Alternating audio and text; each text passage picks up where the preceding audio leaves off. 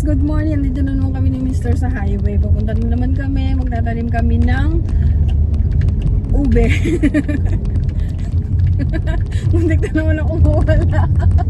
Ang daming lubok-lubok. Kasi umulan.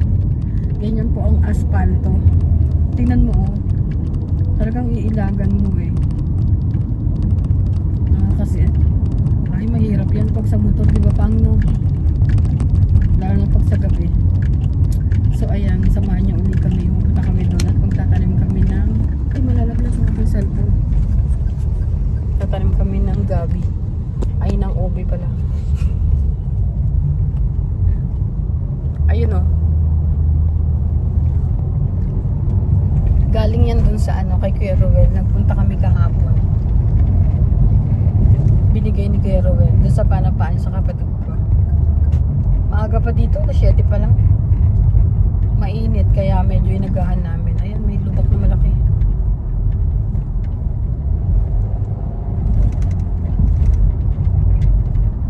Totoo nga ang sabi mo.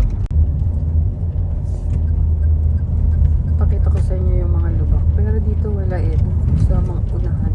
Medyo malubak.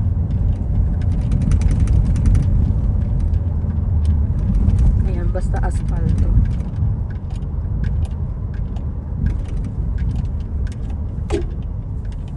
Malapit na tayo sa bilihan ng baka. Bibili kami kasi yun ang ulam namin yung tanghalian. Ganda naman yung biyahe, walang traffic. Kahit maaga pa.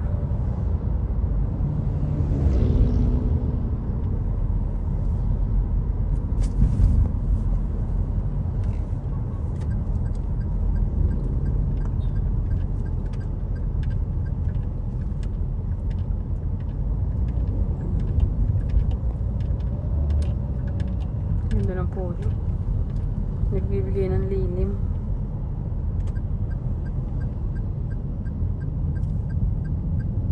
Nakaraan dito kami nagpunta itong looban na yan. Punta kami dyan ni Rafael.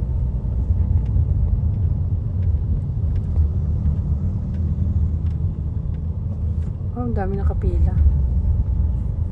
Saan kaya yung bilihan ng baka? Dito yan Ay, dyan tayo sa una. Kawawa naman yung pangalawa.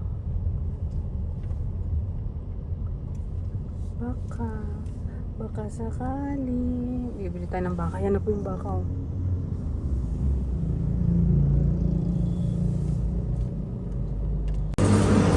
Ito ng baka. Baka mahal ko. Baka. Ganda Sariwa-sariwa. 1,680. 1,650 lang. Laki. Pag sobrang liit.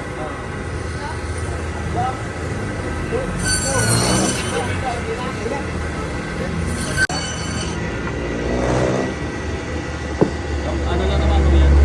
Laman na lang. Iwahan na lang namin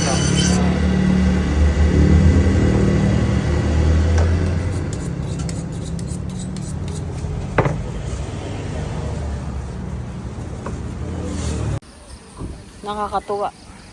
Ginamasan ngayon. Medyo wala siyang ganong damo. Sisilip lang kami saglit dito. Tapos magtatanim kami ng ube. Uy, meron ang ganda. Pang, meron ng kahoy dito, Pang.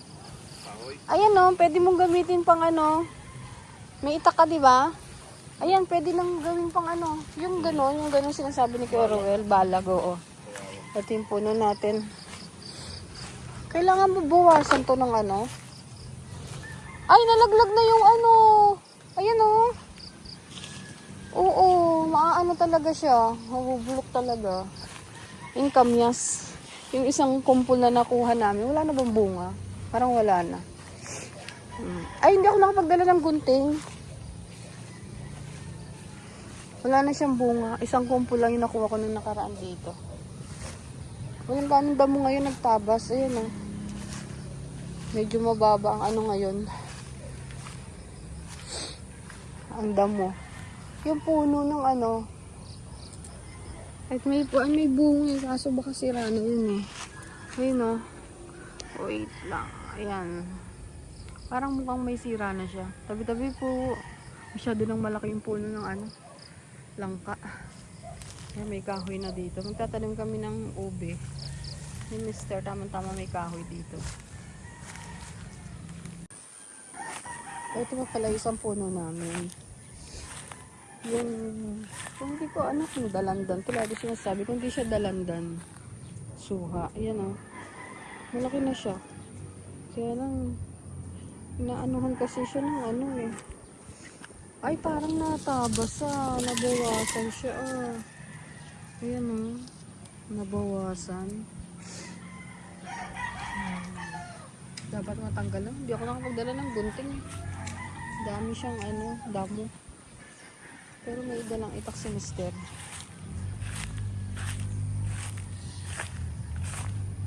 Nagtatabas-tabas na siya ng konti. Kailangan tanggalan ng damo sa kasi ginagapangan pataas. Pero mo ko ng isa pa. Ay! Binawasan mo ng dahon na naman.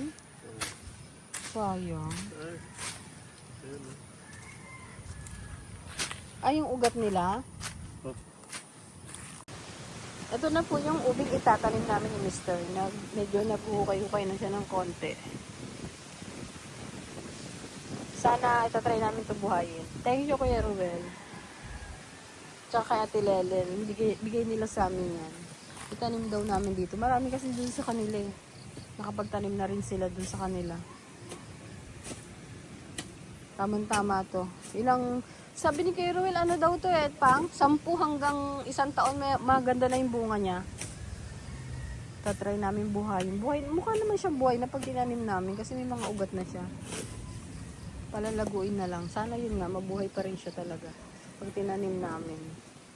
Kaya medyo nagbungkal-bungkal na si Mr. Nilinis-linis siya ng konti. Buti na lang may mga kahoy na dito. May mga gagamit na kami mga kahoy. Ayan mga siit-siit. Naalala ko tuloy nung kabataan ko Wala kaming panggatong. Naghahanap ako ng siit-siit sa bukid. Yung mga kawayan. Tapos yun. Magkakaroon ka na ng panggatong. So ayan, tatanim muna namin to. Ang dami, sobrang dami. As in, ayan ang dami. Itong isa nahiwalay ko na. Napakarami naman. Talaga, tamang-tama to. Ayan Ay, natanggal. Sana pa rin to. Ang dami talaga niya. Ayan Nahiwa-hiwalay ko na yung iba. Sabi ni Mr. Iwa-hiwalay ko daw. Iwa-hiwalay. Iyon, laki. Yan nakakatuwa naman. Ang dami talaga as in. Ganito lang pala pagpapatubo ng ube. Yan Yan lang pala pagpapatubo ng ube. Ay, ito tatanim na natin sabi ni Mr. kasi nakapaghukay na siya. Okay na yan, ganyan lalim. Okay. Na mabuhay ka dyan. Yeah. Ayusin natin. Ayan. Yan. Tatayo siya. Okay. Meron na tayong isang natanim. Buti maganda yung ng lupa. Malambot siya. Kasi nag-uulan. Pero buti ngayon na tiyempohan namin walang ulan. Saka hindi siya maputik. Hindi siya dumidikit sa paa. Yun. May tanim na tayong ube. Sayang yun lang ka Bumaksak lang dyan. Magtatanim muna kami. Ayan, pangalawang tanim na ni Mr. Bareta. Bareta? Bareta. Puno natin ng bareta. Para magkaroon tayo ng silbi kay Mr. Tulungan natin siya magtanim. Mahal ko. Yeah. Yeah. Ayun, Yan. May bareta naman pala Lalaliman pa raw niya. Wala kaming idea kung gaano kalalim yan itatanim. Pero, ayan, try natin. Sana mabuhay. Yun naman pala Pangalawang beses kasi ayun na yun, oh. Ayan na yung una. Yung tanim ni Mister.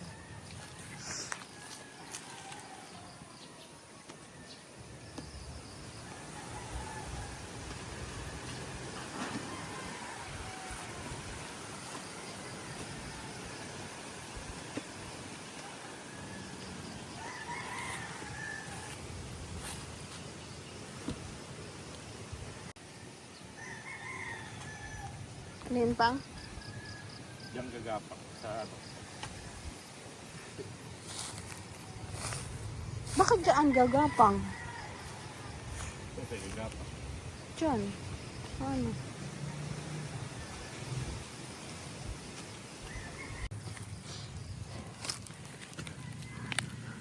Panigurado to. Sira na kasi meron na siyang ganyan. Oh. Ganda pa naman niya. Kaso nasira. Hindi ko nabubuksan to kasi alam ko may uod to. Panigurado. Isang ano ko lang eh. Sinanting ko lang ng kahoy. Baksak agad siya. Siguro dahil hinog na. Ang bilis niya natanggal eh. Oh. Sayang. Sira. 1, 2, 3, 4. Panlima ng tarim ni Mister yan. Ube. Dami pa eh. Oh. Sobrang dami pa. Tubig, Pang? Towel. Inumin. Ah, tubig. Nakakatawa. Tsaka towel. Binungkal ni Mister, oh. Yung ano, avocado. Kasi lumalabas yung ano, ugat. Kaya medyo binungkal niya konti. Tinabunan.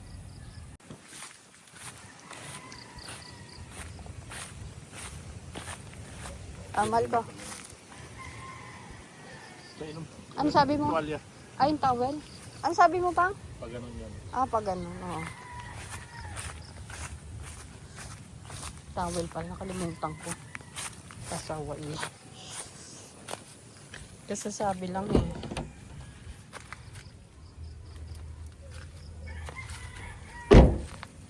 Meow.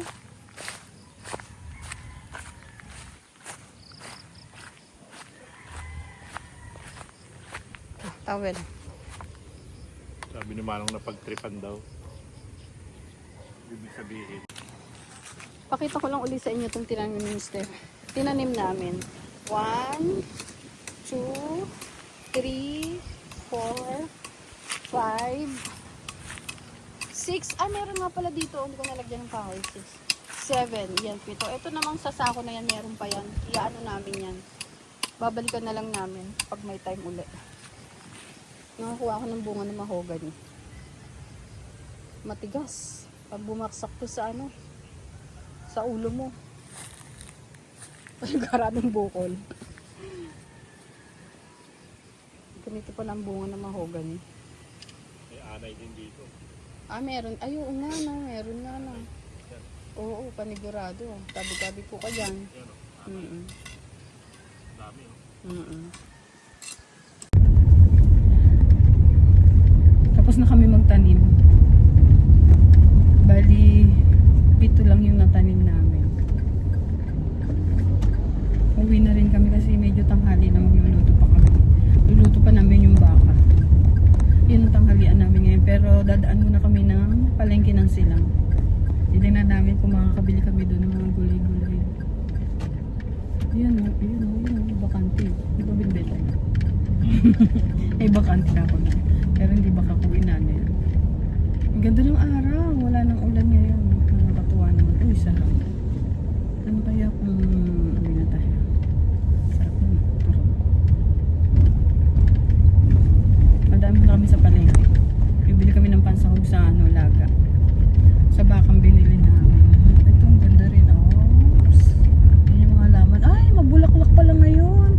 Nung nakaraan hindi eh. Ngayon mabulaklak yung mga ano. Mga rose.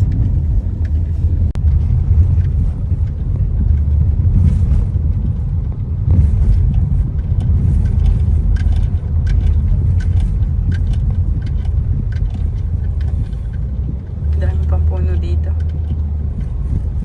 Ayan. Ano yan? Nakakagulat na. Kalat. Ba't nagkalat? Nalaglag siguro.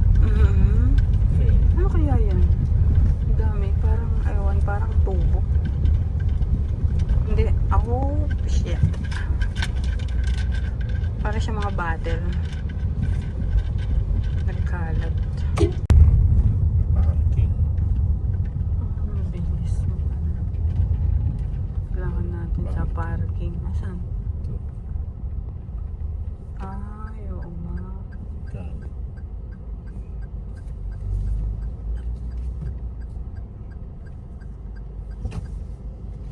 Wala. Hindi pwede mag-parking.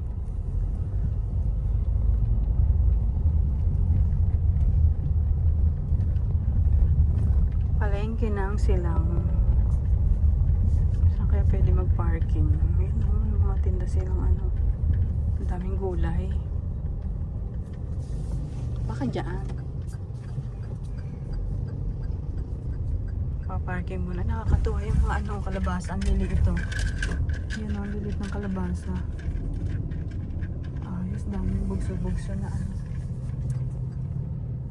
Pa-parking muna kami. Dito na kami sa palengke. Lakad-lakad. Naka-parking na kami. Nakakatuwa naman.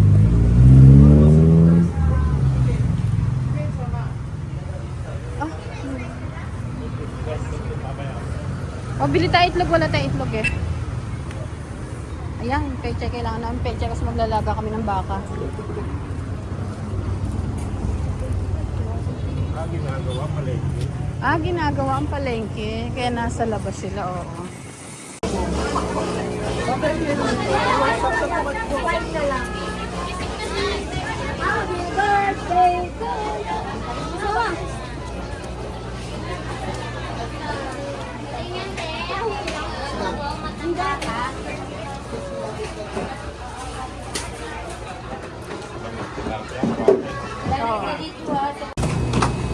Tilapia ang buhay. Bumili ako ng sap-sap. Paborito ko to eh.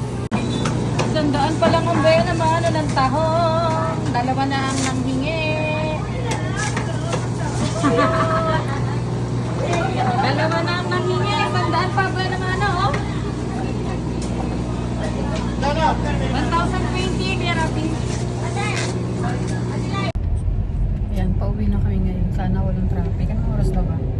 10 a.m. Tama-tama to. Pauwi na kami. Magluluto kami ng ulam. Doon na kami sa bahay kakain syempre.